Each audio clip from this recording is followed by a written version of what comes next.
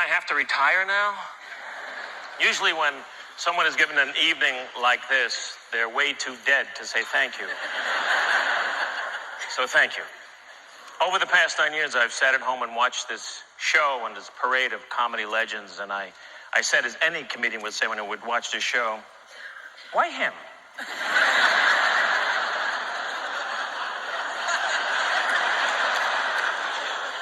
But now that I'm him, I'm looking at all these old clips, I remember something that my grandfather once said to me. He said to me, if you hang around the store long enough, sooner or later, they'll give you something.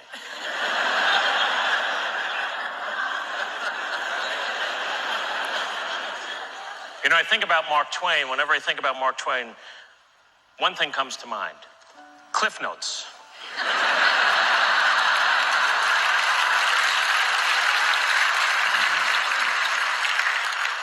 But after I got the call that I'd won this award and all those other great people on stage didn't, I thought it only right to become a little more familiar with this great man's work. I read everything. And you know something? He was okay. I don't think I'd name an award after him, but he was okay. And I also thought it would be perfectly fitting to do some of this acceptance speech in the spirit of the great Mark Twain.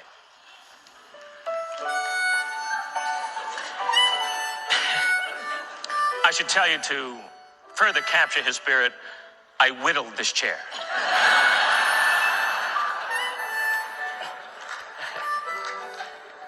I also whittled this pipe and the harmonica and the first 3 rows of the balcony. It was a very full day. For you, sir. I was born in New York City, but grew up near the seaside in the sleepy town of Long Beach, New York, to 2 very devoted Hebrew parents who settled there because they always dreamed of someday having a very tiny lawn.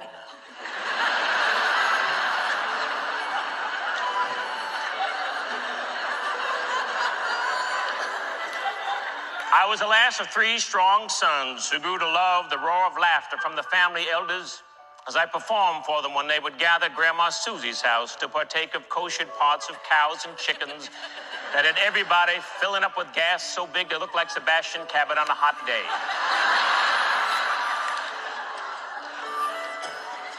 The family, who spoke mostly Yiddish, which is a combination of German and phlegm,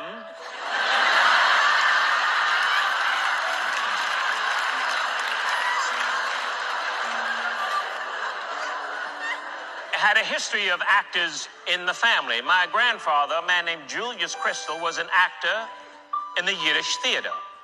He lived in Grand Rapids, Michigan at the time, and he had translated King Lear into Yiddish. And he was touring the countryside for audiences that wanted to see Shakespeare performed in Yiddish.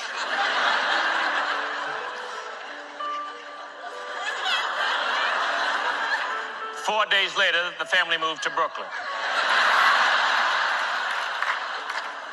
My daddy was in the music business, producing jazz concerts, and sometimes the great jazz players from New Orleans and Kansas City and Chicago, as well as the giants of Harlem, would frequent our modest little home. The house always smelled of brisket and bourbon.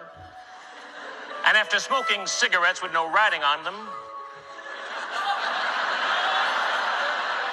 they would often wail into the night with spontaneous outbursts of the music that still fills my soul. To all the greats who call me face, forever will I thank you. Can you dig that? I knew that you could. We also gathered around the TV set for the golden age of comedy. My parents would let us stay up late on school nights to watch the giants. Sid Caesar, Red Skelton, Burns and Allen, Ernie Kovacs, Phil Silvers, Jack Parr, Jonathan Winters. But of all the great comic influences, Mr. Bill Cosby was the one I most related to. I would listen to those records, and on those records, he was like talking about me. He had brothers. I had brothers. He played football at Temple. I belonged to a temple.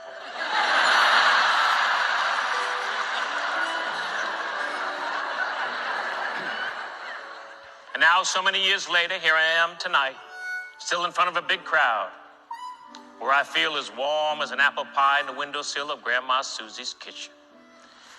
Well, most of those first audiences are gone now, but the echoes of their laughter will be in my brain forever and ever.